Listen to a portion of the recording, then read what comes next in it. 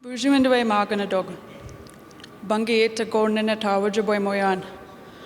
Ben way we come a guko in the go, Mako and Dode, Misquaga Miwizagan and Dunjaba.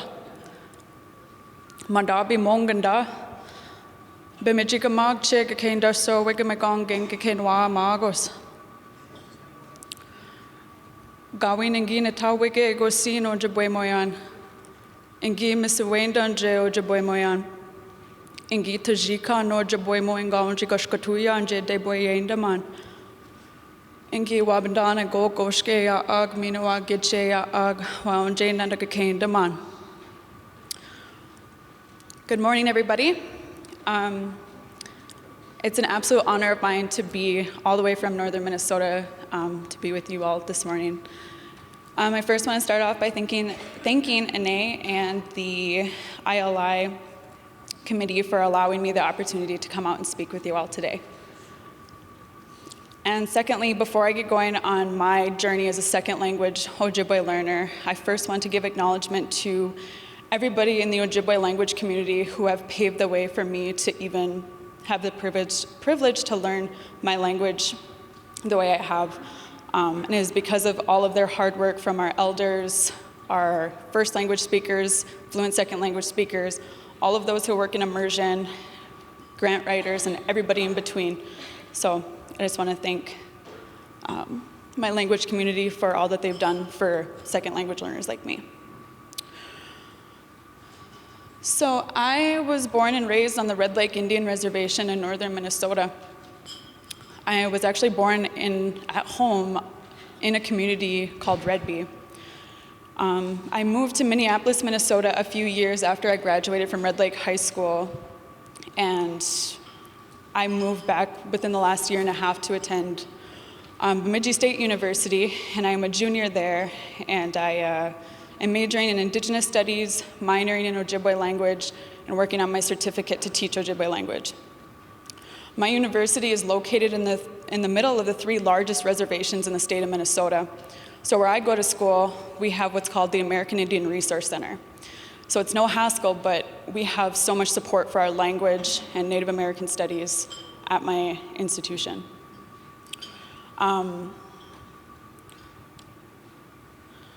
So I grew up without any speakers in my family. My parents both didn't speak fluent Ojibwe. And as I've gotten going in my language journey, one thing that I thought was incredibly important was that I didn't understand my tribal history, much less my language history or where my family sat in terms of Ojibwe language. So as I said, I was born on the Red Lake Indian Reservation, and there's a lot of unique things about my tribe. And for starters, we are one of only 2 tribes in the United States that was not forced to allot our land. So when I was young, I didn't understand that when I went to my grandma's funeral and I went to the Turtle Mountain Reservation in western North Dakota, that, there were non-native owned businesses within their tribe. So when you come to my reservation, after you hit the reservation boundary, the only non-natives you'll see there are if they work for Indian Health Service or they work for the school district. But other than that, we do not have allotted land.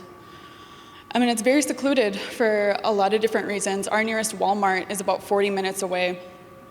And with us being what they call a closed reservation, when I attended school on my reservation K through 12, I went to school with 100% Ojibwe student body.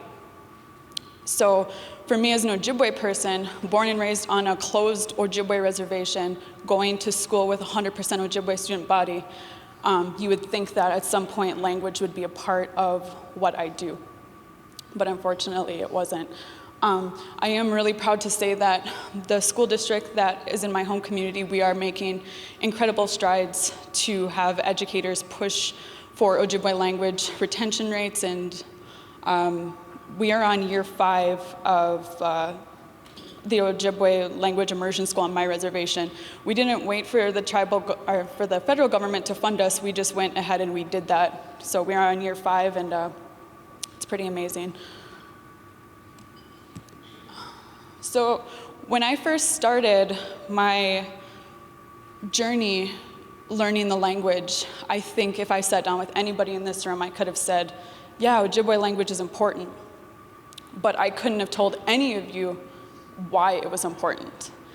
And I think for a second language learner like myself at my age, I've been challenged more than I've been accepted in a lot of different ways. You know, people, non-natives especially, will tell me things all the time like, why are you learning the language? Why is that important? You're gonna go off and get your master's degree. You don't need to learn Ojibwe. And so it was really difficult for me to understand, well, why is Ojibwe language learning important? Why is it important that I spend this time and I go get my education and I do these things, but I didn't even understand my tribal history, much less my own family history. So being in Indigenous studies, I have a strong emphasis in Native American studies where I do a lot of work in the Great Lakes region, studying treaties, larger federal Indian policy, and Ojibwe history specifically. It was actually within my field that I first started learning about my own family history, and that's because I was so far removed from, you know, my own narrative of an Ojibwe person. So I'm sure a good portion of us have, you know, a legacy of boarding schools that have affected our language growth in some way, shape, or form for every second language learner. So for me and my family, my great-great-grandfather, his name was Peter Graves, and he attended Carlisle Indian boarding school for 13 years in a row. And he came back to Red Lake, and he ended up serving as the lifelong secretary for the Red Lake Tribal Council. And he actually worked as a translator between the Red Lake Tribal Council and the federal government. So although he was shipped off to boarding school for that long, he still maintained his language proficiency, or fluency, excuse me. And then my great-grandfather, Joseph Graves, he attended Flandreau Indian boarding school, and I believe that's in South Dakota. And he still maintained fluency. So in my family, it's really not that far off of first language speakers.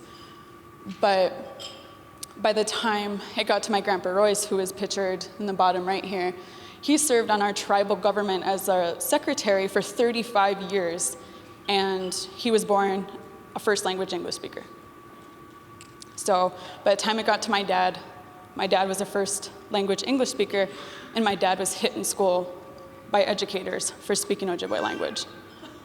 And I'm 25 years old, so it's really not, boarding school really isn't that far removed from a lot of our narratives. So when I started figuring out why is language important, and I started implementing, well, now instead of being able to say, oh, Ojibwe language is important for X, Y, and Z, now I could sit down for an hour and a half off the top of my head and explain my family's legacy with it, as well as our boarding school and tribal history. So by the time I was born in 1994, assimilation worked, and assimilation ran its course the way it was specifically designed to. And for me, as an Ojibwe person, it was so daunting to me when I had that realization, like, you're born and raised on your reservation, a closed reservation that's incredibly secluded with 2 Native parents, and I didn't grow up with anybody ever telling me why it was important. And so when I graduated from Red Lake High School, I could count to 5 in my language, and I could probably say like squirrel and dog and cat and, you know, a couple of animals, but I could never put together a full sentence. I couldn't even understand a full sentence, and I couldn't understand anything much less than maybe 1 or 2 verbs. So when I got going on my language, it wasn't because I even thought about it. It wasn't because I had a moment of, this is an important thing for me to do. And to be quite honest with all of you, when I graduated from Red Lake High School, I did not ever once think about Ojibwe language. Ever. I didn't think about the culture, I didn't think about our ceremonies, it wasn't that I didn't think it was important, I just never thought about it because, as I had said, assimilation ran its course with me. So when I was graduating, I had a lot of educators around me who were waiting for me to do something monumental with my life. And because I was raised without tradition, without language, and without ceremony, I didn't know what I wanted to do with my life, but I for sure didn't want to go into college, go get into debt, and have, a degree that I didn't even care about. And so when I graduated, I was like, all right, I'm going to move to Minneapolis, Minnesota. I'm going to go to the big city, and I'm going to go do something with my life, whatever that was. And I wasn't looking for a job. I wasn't looking for a career, but I was looking for my calling. Looking back on it, it is a little sad to think that I wanted to go off my reservation to go find that, and I couldn't find that within. So when I graduated from high school and moved to Minneapolis, I started working a lot of jobs that were meaningless in corporate America, where I was the only Native person in every single room that I ever walked into. And I never really thought that that was a big deal until about 2015.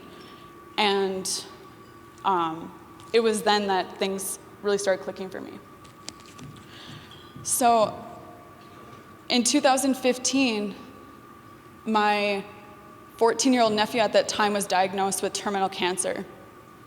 And I was living in Minneapolis for a few years, and I didn't really understand the gravity of how selfish my life was at that time.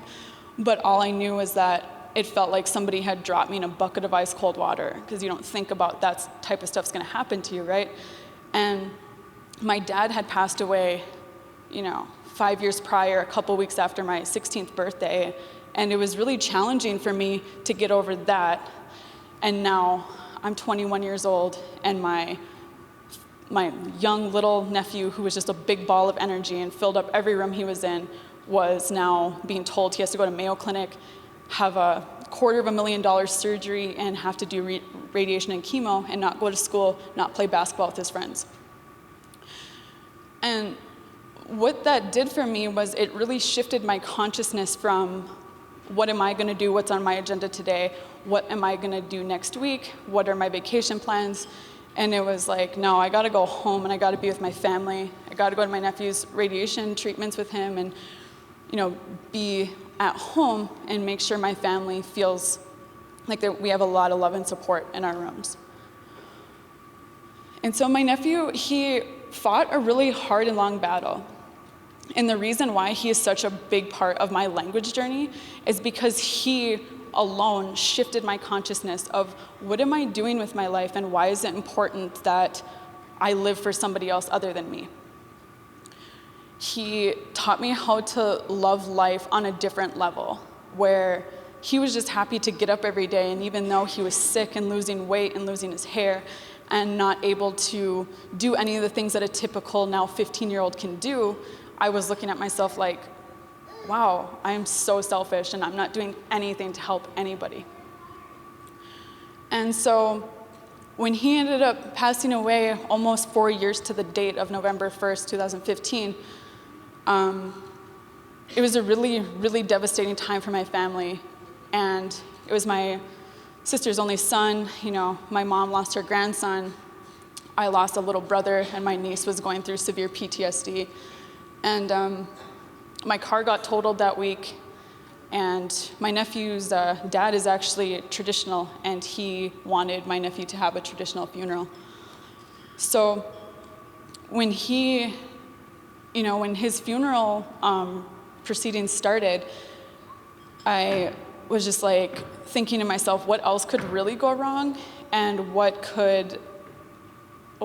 even is life? I don't even care about anything. And that's truly what my mindset was. I was just so distraught with what had just happened to my family based on losing my dad, and now I'm dealing with this, and now we have to bury a 15-year-old boy. And it was just something I never thought I would have to be there for my family through. But it truly was like seeing a modern-day Ojibwe warrior fight a battle that was bigger than all of us. And what it taught my family was that every single day is worth having and appreciating. And fulfilling your dreams. So if you want to go learn language, go learn language. You know, tomorrow truly isn't promised, and Aaron is forever going to be the pivotal point in my language journey, because if it wasn't for him, that consciousness would have never been shifted for me. So it truly did turn my individualism into community-oriented thinking.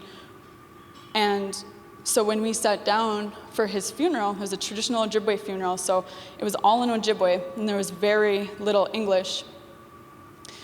And I was just sitting there and having a moment like, dang, I don't even know like what's being said, you know. What's being said are traditions and, instructions to help lead my nephew into where he's going. And I was like having a light bulb moment where I was like, dang, I don't even know any of these words. I don't know what he's saying. And I'm sitting here for over an hour listening to fluent Ojibwe being spoke. And I was like, all right, there's something wrong here. That I'm from Red Lake, born here, went to school here, spent my entire life here, and I can't speak any Ojibwe language. Like, why is that? So instead of me being sad and being depressed, I started like, even during the funeral, I was like, all right, now what can I go figure out after this? And so I don't know why it took that specifically to change my consciousness, but I think that with tragedy, Ojibwe, or not Ojibwe, but Indigenous languages and cultures and ceremonies are a way to heal. And we have so many different issues going on in our communities, whether it's the opioid epidemic, or it's or it's alcohol abuse, or gang violence, whatever that is. My consciousness was so shifted to learning the language that every time people from my community come up to me and ask, well, how did you do it? How did you start? What was your moment? You know, the two presenters yesterday had said, we all have our moment, or something along those lines. And it is so true. As second language learners, we all have to have that moment of motivation, or what are we going to do that's going to carry us through this long journey of learning an Indigenous language.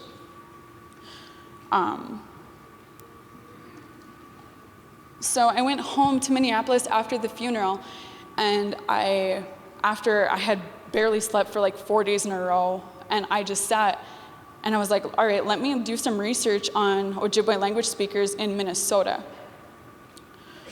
And I was hoping maybe for a better statistic rate than this, but this was a survey done in 2009, and it was already a few years later after I saw it, and I just like sat and cried my eyes out. Because now it's like, wow, I have the moment of like, how would I get involved with this? And now it's like, Red Lake only has 400 fluent speakers left, and I'm a part of this assimilation that's happening within my community. I'm attributing to tribal language loss. And those were all these thoughts that were going through my mind. And then I was like, all right, what can I do? So now it's no longer, I'm going to be depressed over the loss of my nephew. I'm going to sit and like drink myself, you know, the way I did when my dad passed away. But now it's going to be like, all right, what consciousness can be shifted through Ojibwe language learning?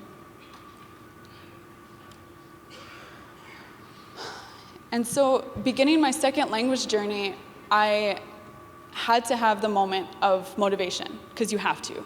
I don't know how adult second language speakers do it without that push or that drive to do it. So I really did start off with having that motivation. And I didn't know what that motivation was going to eventually become, but I did know that there was this fire inside of me, and I wanted to do absolutely anything to become inserted into the Ojibwe language revitalization movement. And so I researched programs like crazy, actually. I found out that the University of Minnesota offers a Bachelor of Arts degree in Ojibwe language.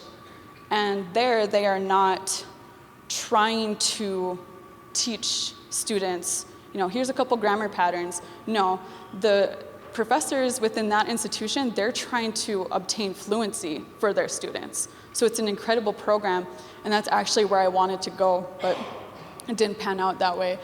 And then I looked at Bemidji State University, and a couple of tribal colleges throughout the state of Minnesota that do have Ojibwe language as minors, or they offer the Ojibwe language courses within their schools. And then I began to seek resources and what it was like to have a tribal scholarship, or what scholarships were there for second language learners, or maybe not second language learners, but is there an Ojibwe language scholarship? Is there a scholarship for me to go to school where I can learn my language? And so I found a couple different scholarships, and Ojibwe language within the state of Minnesota actually is incredibly set up, because when I went into it in 2017, it really was like, yep, here's the resources, here's where you can go to school, here's a language table, here's this, here's that, here's this. And so for me, it was just like, now how am I going to insert myself and begin that path? And then I declared my intentions. I told a lot of my professors and people in the community what I was going to do. And at that time, I wanted to be an Ojibwe language immersion teacher and work with 3- and 4-year-olds. And I wanted to let them know that I wasn't just going to be a student that was going to come and go, but rather I'm going to be a student that is going to obtain fluency at least by the time I'm 45 years old, bare minimum. But the intentions were not just to learn my language, but to become fluent in my language. And this has always been something that I've kept really deep inside of my heart on the days that it's incredibly hard and where I feel like I'm not understanding any Ojibwe. And then from there, I enrolled into school full-time. And I had a couple of different career paths in mind, but I knew that one of the biggest things I wanted to do was I wanted to give my education back to the Red Lake community.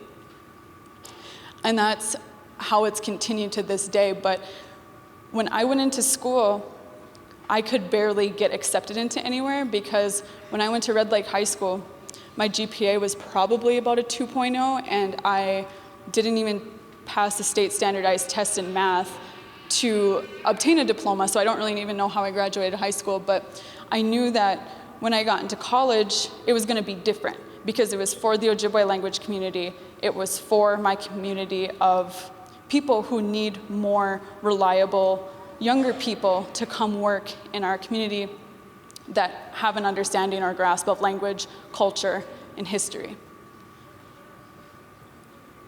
And then from there, I gained language mentors. And these language mentors are people that are still embedded into my language work so much that when I'm having difficulties, and because for second language learners, we really do come into roadblocks where you're either dealing with criticism of people being like, oh, you think you're better than me, or you're learning your language, you're in such a better place than me, or whatever the case was.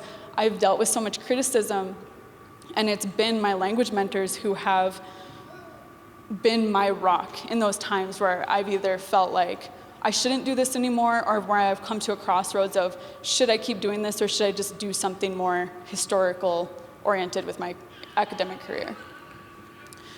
And then I began to utilize language outside of class. And as I've been saying, Ojibwe language in Minnesota is so well set up that I would listen to the Oshkosh Native Journal, which is an academic Ojibwe journal, and it's in a book and it's in audio. So there's a lot of first language speakers that I can listen to while I'm driving, and where I'm on trips, or if I'm flying, whatever the case is, I can always listen to a first language speaker in my ear no matter where I am. And then I began to put up Ojibwe language sentence structures, grammar patterns, a lot of different verb types up in my bedroom. So no matter what I was doing throughout the day, I would always have Ojibwe language around me. Because it wasn't, when I first started in 2017, I wasn't seeing results quite as quickly as I would like. And so I realized very quickly that I can't just learn language sitting in a classroom. And then I began assisting in Ojibwe Immersion Schools. And this is really where my language growth skyrocketed. And I saw myself being able to, for the first time, use what I was learning in school and be able to hear a speaker say that stuff out loud or use those grammar patterns or whatever the case was. And I was very unqualified to even work in an immersion school at that time, but I think what the opportunity did for me when I worked at Wachoye Nandikakendan in Minneapolis, it awarded me the opportunity to, for the first time, be able to hear people use Ojibwe language in real time and not just writing up on a chalkboard. And then I centered my education around the larger Ojibwe language effort. So I knew that I was going to do something that pertained to Ojibwe language, no matter if that was linguistics or Native American studies, where I was doing my research on Ojibwe language, if I was going to go work at our immersion school, whatever trajectory my academic career has taken throughout the last couple of years, I always knew that Ojibwe language was going to be in the middle, and I'm dumping all of that back into my community. And that is truly what has kept me going when I feel like I'm not making any progress at all. And then I really kept at it. And what I mean by keeping at it doesn't just mean that I was like, all right, I'm going to keep going to school. But I'm a junior in college right now, and I have never spent a semester of school not taking an Ojibwe language class. And I think it would be quite weird if I actually wasn't in an Ojibwe language class in my undergrad right now. But I kept going through the sequence of it, and I kept working at it, whether it was like on my Christmas break where I finally had a moment to just chill and not do academic work. I was still like, all right, like let's grab Living Our Language by one of my professors, which is a bilingual academic text, and let me transcribe for 6 hours every other day. So it was more so, although I learned in a language setting, which was in an academic setting, I was still making sure that I was utilizing it and keeping at it when the classroom ended.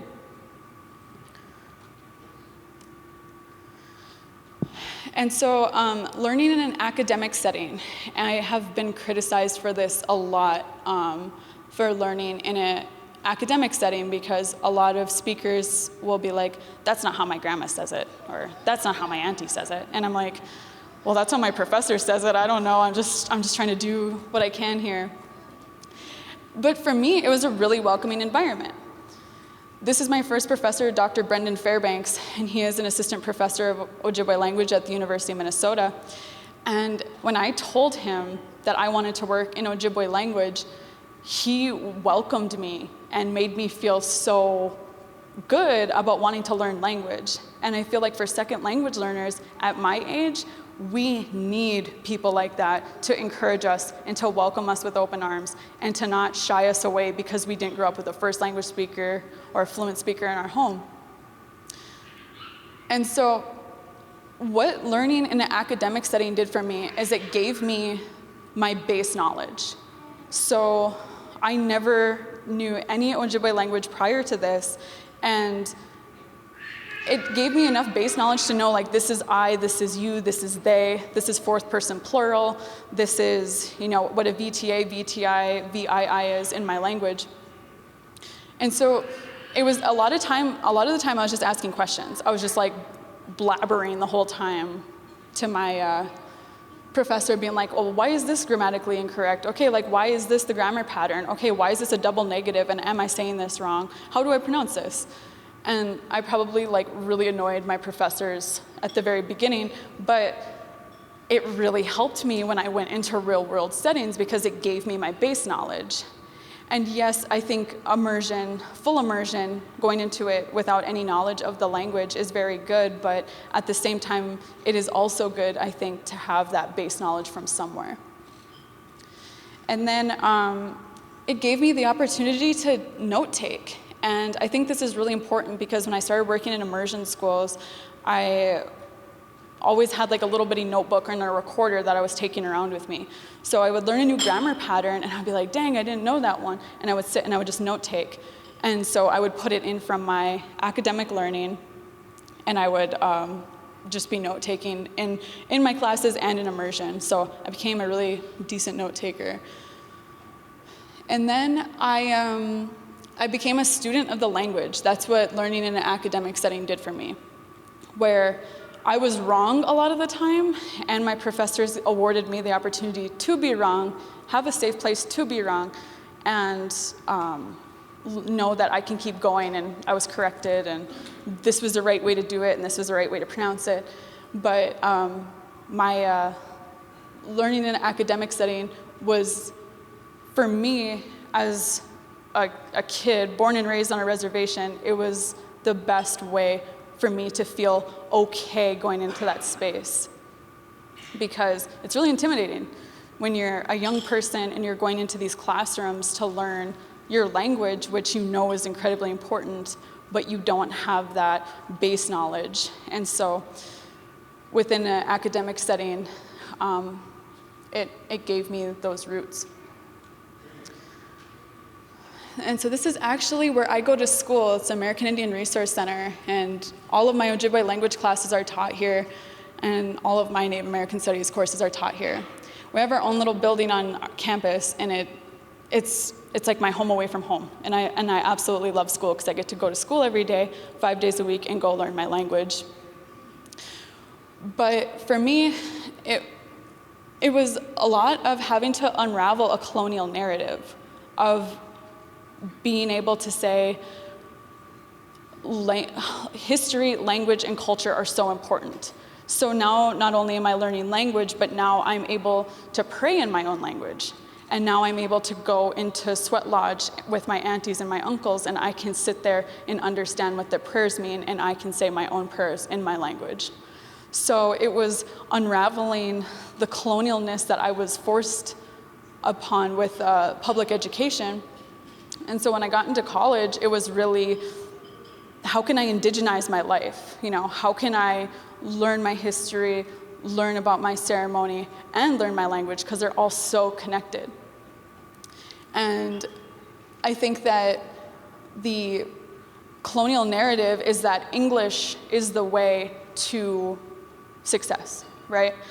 And people often tell me, oh, you're going off to get your master's and then further your PhD. How are you going to give that back to the Ojibwe language community? How are you going to give that back to Red Lake? And unraveling that colonial narrative is saying that I can be a 25-year-old going for my PhD, I can have my language, I can have my culture, and I can have my history. I can have it all. I don't have to have one or the other. And my education will be able to insert me back into my community to be able to help on a larger level, where we're not outsourcing non-natives to work in our communities, but now we got our own people certified with degrees to be able to, you know, write the curriculum or whatever the case may be. But prior to that, that colonial narrative was really something that I was like, well, if I go to school, I can only have, you know, my English narrative of my life. And then language mentors. I really want to stress language mentors for us younger second language learners, because becoming a second language learner's ally, especially when they're at the beginning stages like I am, is so vitally important to our success. It's actually been one of the driving forces in my ability to keep working in language settings, because there are so many times where I don't want to learn anymore. I don't want to get criticized anymore. I don't want people to think that I'm trying to act better than them because I'm learning a language. But having those language mentors that believe in you and tell you that you're doing a great job, telling you that you matter within the revitalization movement, it makes all the difference in the world. And so when you encourage a potential speaker, you know, if somebody comes to you and says, hey, I want some material, I want to learn the language, I really care about, you know, revitalization, it's not just about just giving them material. While I do that often too, it's about, you know, making them feel like they have a purpose within their language growth. And another thing is that it built so much confidence for me that I'm able to stand up here in front of all of you as a second language speaker at 25 years old and just starting my language journey and have confidence because my language mentors have confidence in me. And so when I was contemplating coming up here and how maybe I felt like somebody else should come up here, I was like, no, our roads all matter. And because I have such great language mentors, it really gave me the push to be able to come and do something like this with where I'm at with my language journey. So this is the first immersion school I worked at, and it's called Wachoye Nandagakendan in Minneapolis, Minnesota. It's a Ojibwe and Dakota immersion school. And it's 3 hours a day, and it's 18 months to right before kindergarten, so about 4.5, 5 years old are our students.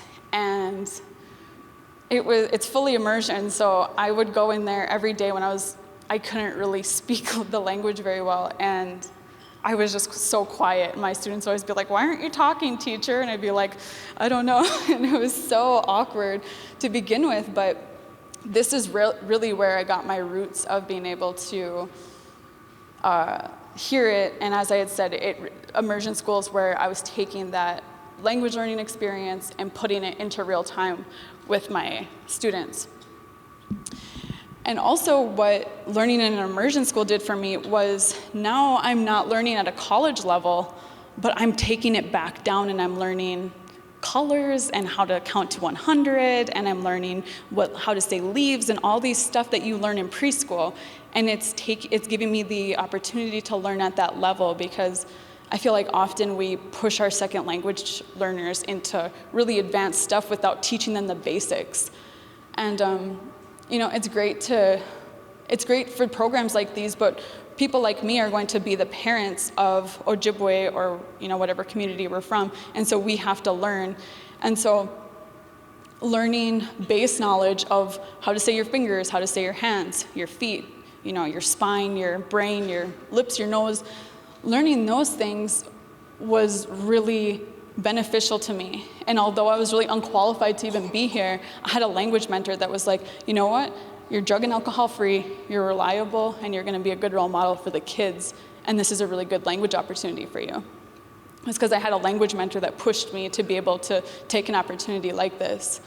And I worked as an assistant, and it was great, and it was the first time I was trying to belt out Ojibwe language sentences on my own without people telling me to, for the first time ever. And it was one of the greatest experiences of my life. And now, this is the Red Lake Immersion School. This is the immersion school within my reservation.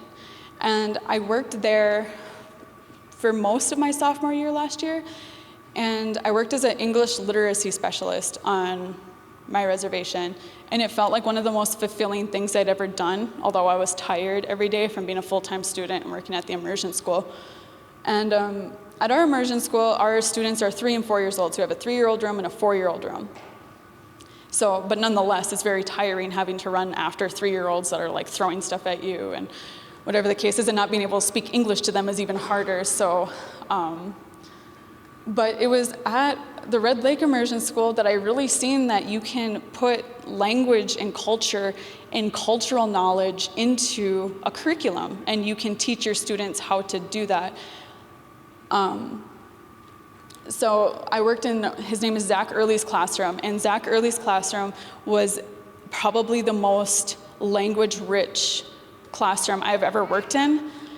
He's traditional, he is a fluent speaker of our language, and I believe he's under 50, so he's a little bit younger, and he did everything in immersion. It was straight immersion.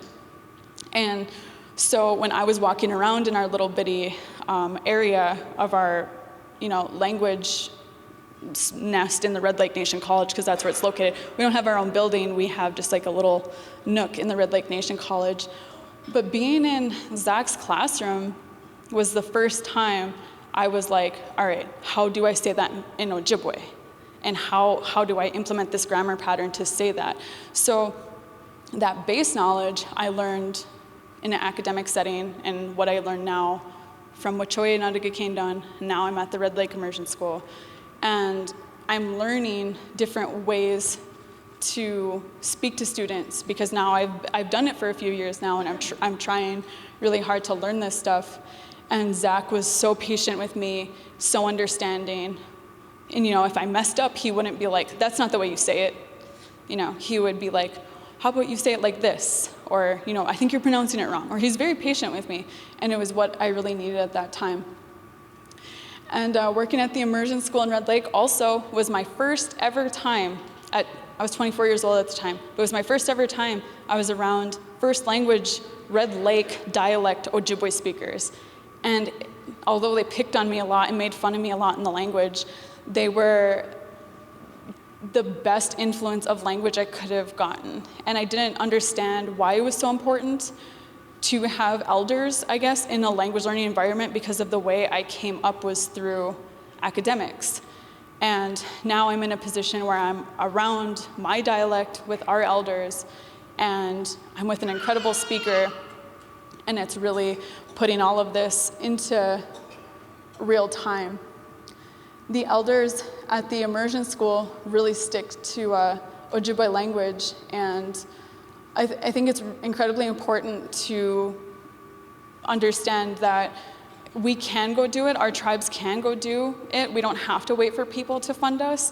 And Red Lake is like such an incredible example of that, because they didn't wait for anybody to fund them, they just went and did it. And I did evaluations for our students in the spring, and their language comprehension was so insanely good that I couldn't believe that some of these students that were getting tested were able to understand so much Ojibwe language. And you think about the future, you think about what can I do for our people, and when I was in those situations, working with our students and working with our elders, it was the happiest I'd ever been in my life.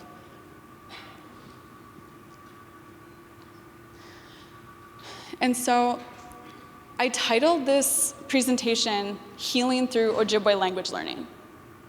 And I don't mean that by I had tragedy within my family, and so I used Ojibwe language to help me. But rather, I used Ojibwe language to help me understand my culture and my history and my ceremony.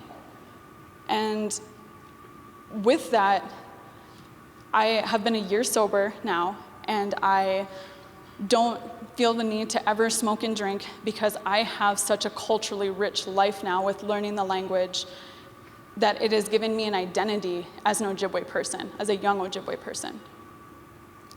Having your culture and a sense of being is one of the most monumental things that our young people can have. And so for everybody who works with Indigenous students who are up and coming like me, or are in their first couple of years, understanding how much learning their language can have an impact on their lives and their career is so monumental to know for our young students. With Ojibwe language, what I've been able to do is I came from a 2.0 GPA at Red Lake High School. Now I'm a 4.0 student. I'm a McNair Scholar, and I'm working towards going to get my PhD in Native American Studies. I hope to give back to my community, not because I think it's a cool thing to do, but rather the language and understanding that respect is so integrated in the way that my ancestors thought. It's almost like I'm living a life now where it gives me the opportunity to be respectful all the time. And this is actually one of my students my old students from the Red Lake Immersion School. She is so killer with the language. She can understand so much, and she is a product of having just, a base knowledge from 3 years old to just being taught it and spoke around. And she can, respond in Ojibwe, and she was only around the language for 2 full years. Her parents don't speak, but she really was an incredible student to have. And I think that with lateral oppression and all the things that we deal with in our communities, it is so vitally important to have mentors, encouragement, and people who are going to support us young people in our language journeys. You know, I've only been doing this a couple of years, and I have faced more backlash and criticism than I have positive reinforcement. And so with naming this Healing Through Ojibwe Language, it's so many more elements of just healing through grief, healing through figuring out how to navigate trauma and assimilation, but now it's how can I, with my knowledge of learning the language, how can I give that back to my community? And I think that with understanding our emotions and our feelings as young second language learners, it is really incredible for educators to just stop and listen and to understand. And I really would encourage all of the second language speakers who are fluent to reach out to second language learners such as me, and give them a lending hand. Like, are you good? Like, what do you want to do with your language career, and where do you see that going? Because I know every time that I have had a language mentor reach out to me and say, this is how I can help you, and this is what you bring to the table, it makes so much more inclusivity, and it X's out that lateral oppression of exclusivity. And I think that with having a sense of being, and with us dealing with a lot of drug and alcohol and gang violence and whatever the things we're dealing with in our specific communities, switching that and making it into a cultural and language knowledge base for our young people, you'd be amazed at how many young people that I personally know in my community that are learning the language and culture and ways of being, and how that has removed them from, drugs and alcohol and a lot of different substance abuse. So even for my generation of graduating from high school in 2012, I have seen more of my classmates in jail and addicted to some type of substance abuse. And I really think it is within our language efforts where we can truly make a difference within our communities. And having that encouragement, not pushing people away, even if they're not as good with the language, to encourage them and keep pushing them and be that positive reinforcement.